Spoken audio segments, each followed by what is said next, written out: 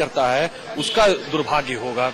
देखने वाली बात यह होगी कि हर तरफ मोदी की लहर दिखाई दे रही है, लेकिन क्या मोदी प्रधानमंत्री की कुर्सी पर विराजमान हो पाएंगे, ये एक बड़ा सवाल है।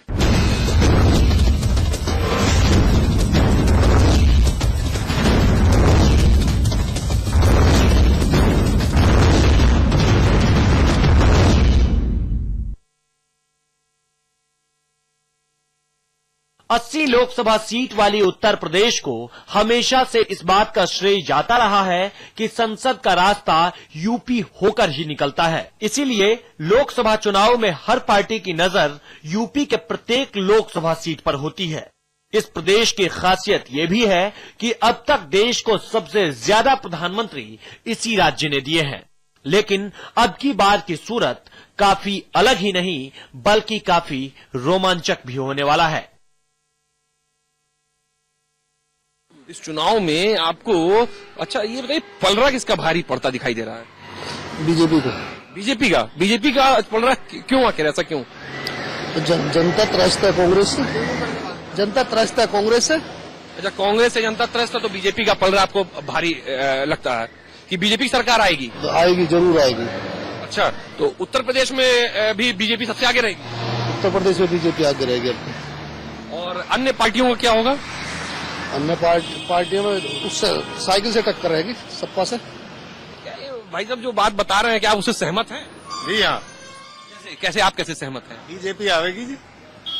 बीजेपी आएगी। कांग्रेस का पूरा सूखड़ा साफ हो जाएगा? हाँ जी, यहाँ आ सकती है कुछ सीट। या केवल कैमरा देख करके और इस NH-58 पे जो आप बैठे हैं उसके वजह से बोल? नहीं, ऐसा कुछ नहीं है।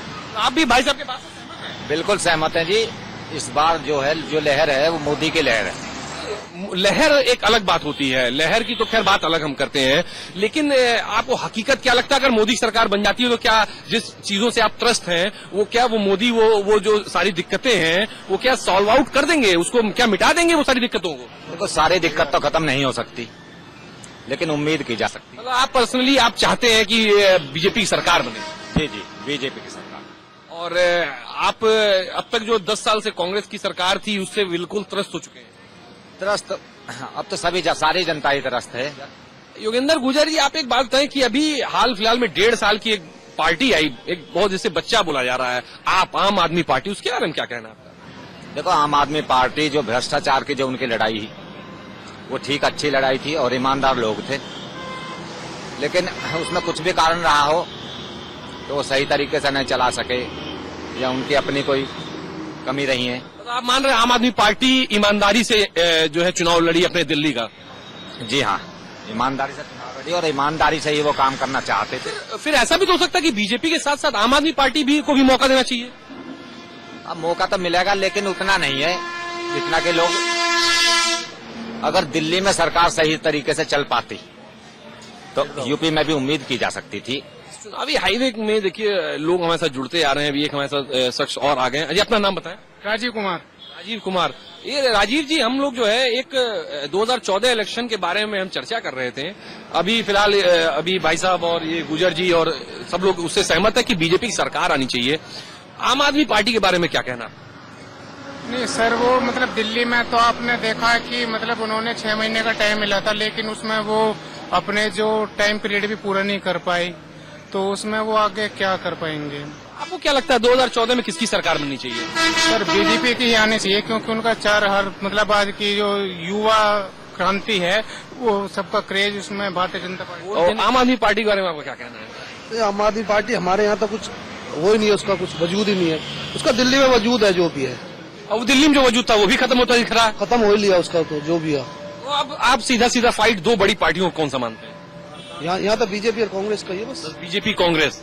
तो कहीं ऐसा भी कहीं आपको लगता है कि कभी बीजेपी आप लोग पूरा चाहते हैं, त्रस्त है कांग्रेस से, तो जो कहीं ऐसा नहीं लगता है कि कहीं ऐसा ना हो कि रातों रात जो है कुछ और चमत्कार हो जाए कि कांग्रेस ही आ जाए? या थर्ड फ्रंट के बारे में क्या सोचते हैं? मुलायम सिंह एक है, मुलायम सिंह यादव कहीं थर्ड फ्रंट लेके ना जाए? ऐसा कोई कुछ नहीं। अभी तो फिलहाल उत्तर प्रदेश में तो मुलायम सिंह की सरकार है ना? मुलायम की सरकार है, वो थर्ड फ्रंट पा रहा, थर्ड फ्रंट की फिर वो मिली जुली चलेगी। जनता चाहती है एक सरकार आवे बस। अच्छा, मतलब आप चाहते हैं कि कोई मिली जुली सरकार ना आए, मुलायम सिंह जो थर्ड फ्रंट बना रहे हैं वो ऐसा कुछ ना रहे, और एक आप चाह रहे हैं कि एक फुल फ्लेज जो है बीजेपी या कांग्रेस किसी की सरकार है फुल फ्लेज रहे। जो स्टेट गवर्नमेंट में जो सपा की सरकार है, क्या उससे भी आप लोग त्रस्त हैं?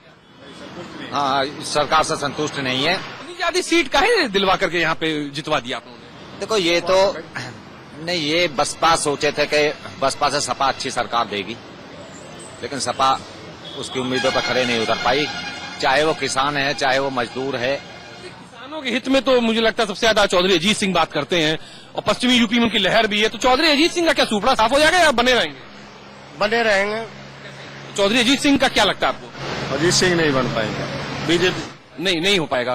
क्यों? वो तो किसानों के हित में बात करते हैं। कुछ भी ना कर रहा है, किसानों के हित में क्या कर रहा है? गन्ने पड़ी ना रे, गन्नों की दिक्कत हो रही है यहाँ। वो तो कहते हैं कि गन्ना जो है दिक्कत जो है सबसे ज्यादा जो स्टेट गवर्नमेंट है, सपा की सरकार है, वो उनको मदद नहीं कर रही। वो बात उनकी है ना आपसी, यहाँ तो यहाँ कोई ऐसा नहीं है। बीजेपी केंद्र में गवर्नमेंट आई, सब चीज चाहे गैस का हो चाहे किसी चीज का हो, किसी को दिक्कत नहीं आई। रोज गैस के पैसे बढ़ने, तीसरे दिन पेट्रोल के पैसे बढ़ने, महंगाई पे महंगाई। मतलब एक एक्सपीरियंस आते हैं लोग, एक्सपेरिमेंट यहाँ पर करते हैं और फिर चले जाते हैं, कुछ लाभ नहीं मिलता है। लेकिन अब नरेंद्र मोदी से मुझे लगता है आप लोगों को कुछ आशा है कि वो कुछ करेंगे।